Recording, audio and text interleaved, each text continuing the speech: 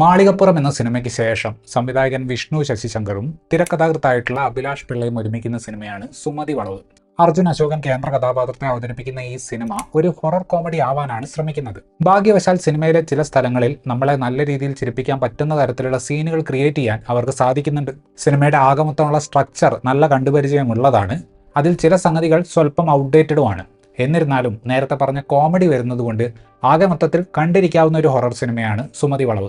90കളിൽ നടക്കുന്ന ഒരു കഥയാണിത്. തമിഴ്നാടുമായിട്ട് അതിർത്തി പങ്കിടുന്ന 3 വശവും കാട് കൊണ്ട് ചുറ്റപ്പെട്ടിട്ടുള്ള ഒരു ഗ്രാമത്തിന്റെ പശ്ചാത്തലത്തിലാണ് കഥ നടക്കുന്നത്. ആ ഗ്രാമത്തെ പുറം ലോകവുമായി ബന്ധിപ്പിക്കുന്ന റോഡിലെ ഒരു പ്രത്യേക വളവ് സ്വല്പം കുഴപ്പം പിടിച്ചതാണ്.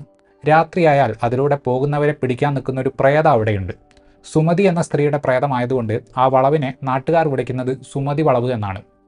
നമ്മുടെ നായകനായ അപ്പുവിൻ്റെ ജീവിതത്തിൽ ഈ വളവും പ്രേതവും ഉണ്ടാക്കുന്ന കുഴപ്പങ്ങളാണ് ഈ സിനിമയിൽ നമ്മൾ കാണുന്നത്. അഭിലാഷ് പിള്ള എഴുതിയിട്ടുള്ള സിനിമകൾ നോക്കുകയാണെങ്കിൽ പുള്ളി അതിൽ മൊമെൻറ്റുകളും ഡയലോഗുകളും ക്രിയേറ്റ് ചെയ്യുന്ന ഒരു രീതി നോക്കിയാൽ ഒരു 10-20 കൊല്ലം മുന്നേ ഇറങ്ങിയ സിനിമകളിൽ പിന്തുടരുന്ന ചില ട്രീറ്റ്മെൻറ്റ് പരിപാടികൾ കാണാൻ സാധിക്കും. കഥയിലെ ഡ്രാമ ഡെവലപ്പ് ചെയ്യുന്നതിലും പുള്ളി ഒരു ഫോർമുല പിന്തുടരുന്നത് പോലെ തോന്നിയിട്ടുണ്ട്. സുമതി വളവിലേക്ക് വരുമ്പോഴും ഇത്തരത്തിലുള്ള ഒരു പാക്കേജിംഗ് സ്വഭാവം നമുക്ക് കാണാൻ സാധിക്കും. ഇൻട്രൊഡക്ഷൻ സോങ് പോലെ ഒരു പാട്ട്, പിന്നെ ഒന്നിലധികം റൊമാൻറ്റിക് പാട്ടുകൾ, നായകനെ കളിയാക്കുന്ന സുഹൃത്തുക്കൾ, ഹീറോയിസം കുറച്ചധികം കൂടിപ്പോകുന്ന തരം ഒരു ഫൈറ്റ്, ഇതുപോലെ ഫെമിലിയർ ആയിട്ടുള്ള സംഗതികൾ കൊണ്ട് ഒരു പാക്കേജ് ഉണ്ടാക്കാൻ ഇവിടെയും ശ്രമിക്കുന്നുണ്ട്. പക്ഷേ ഞാൻ ആദ്യം പറഞ്ഞതുപോലെ ടെംപ്ലേറ്റ് ഹൊററിലേക്ക് ഇവർ കൊണ്ടുവരുന്ന കോമഡി ഈ ഒരു ജനറിക് സ്വഭാവത്തിൽ നിന്ന് സിനിമയെ കുറച്ച് നേരത്തേക്കെങ്കിലും മാറ്റുന്നുണ്ട്. പ്രേതത്തിന്റെ തന്തയ്ക്ക് വിളിക്കാൻ പോകുന്ന തരത്തിലുള്ള കോമഡികൾ ആളുകളെ നല്ല രീതിയിൽ തന്നെ ചിരിപ്പിക്കുന്നുണ്ട്. അർജുൻ അശോകനാണ് കേന്ദ്ര കഥാപാത്രമായിട്ടുള്ള അപ്പുവിനെ അവതരിപ്പിച്ചിട്ടുള്ളത്. പൊടിക്ക് ഹീറോയിസവും ലേശം പേടിയും ഒക്കെയുള്ള ബോയ് നെക്സ്റ്റ് ഡോർ പരിപാടി അർജുൻ ഇതിന്റെ മുന്നേയും ചെയ്തിട്ടുള്ളതുകൊണ്ട് ആ കഥാപാത്രം അർജുന്റെ കയ്യിൽ സേഫാണ്. ബാലു വർഗീസാണ് കൂട്ടുകാരനായിട്ട് വന്നിട്ടുള്ളത്. ബാലു തന്റെ സ്ഥിരം ശൈലിയിൽ തന്നെയാണ് ആ കഥാപാത്രം ചെയ്തിട്ടുള്ളത്.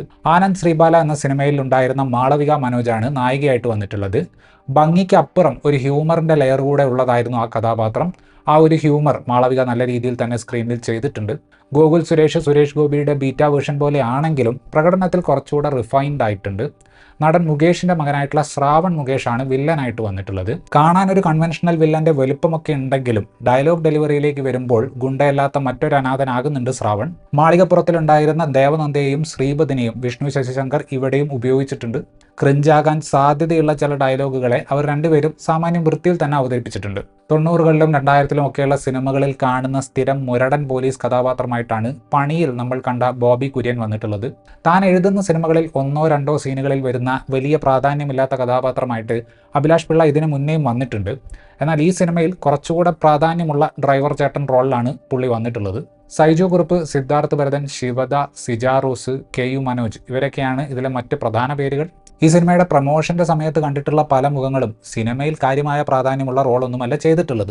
ഞാൻ പറഞ്ഞതുപോലെ ഫെമിലിയർ ആയിട്ടുള്ള ഒരു പാക്കേജിംഗ് ആണ് അഭിലാഷ് പിള്ള ഒരുക്കിയിട്ടുള്ളത്. അതിനെ വിഷ്ണു ശശിശങ്കർ ട്രീറ്റ് ചെയ്തിട്ടുള്ളതും നമുക്ക് ഫെമിലിയർ ആയിട്ടുള്ള രീതിയിൽ തന്നെയാണ്. ചെറുതായിട്ട് നമ്മളെ രോമാഞ്ചമൊക്കെ ഓർമ്മിപ്പിക്കുന്ന തരത്തിലുള്ള രീതിയിൽ എടുത്തിട്ടുള്ള ചില സീക്വൻസുകൾ നല്ല രീതിയിൽ വർക്കാകുന്നുണ്ട്. പലപ്പോഴും കഥയിലെ പല ഭാഗങ്ങളും വളരെ ജനറിക് ആയതുകൊണ്ട് വിചാരിച്ചൊരു ഇമ്പാക്റ്റ് ഉണ്ടാകുന്നില്ല.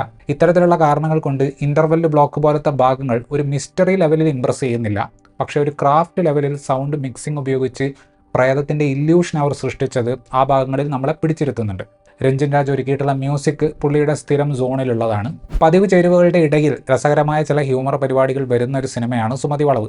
ഈ സിനിമയുടെ കോൺഫ്ലിക്റ്റ് നോക്കുകയാണെങ്കിൽ 90കളിലും 2000-ലും ഒക്കെ ജയറാം എല്ലാം ചെയ്തിരുന്ന തരം ഫാമിലി ഡ്രാമ സിനിമകളുടെ ഒരു സ്വഭാവം കാണാൻ പറ്റും. 90കളിൽ നടക്കുന്ന ഈ കഥയിലും അത്തരത്തിലുള്ളൊരു പരിപാടി പിടിക്കാനാണ് അഭിലാഷ് പിള്ള ശ്രമിച്ചിട്ടുള്ളത്. പക്ഷേ നായകന് ഒരു ചാലഞ്ച് സൃഷ്ടിക്കാൻ ഹൊറർ എലമെന്റ് ഉപയോഗിച്ച് ഒരു പരിധിവരെ ഈ സിനിമയ്ക്ക് ചെറിയൊരു വ്യത്യസ്തത കൊണ്ടുവരാൻ അദ്ദേഹത്തിന് സാധിക്കുന്നുണ്ട്.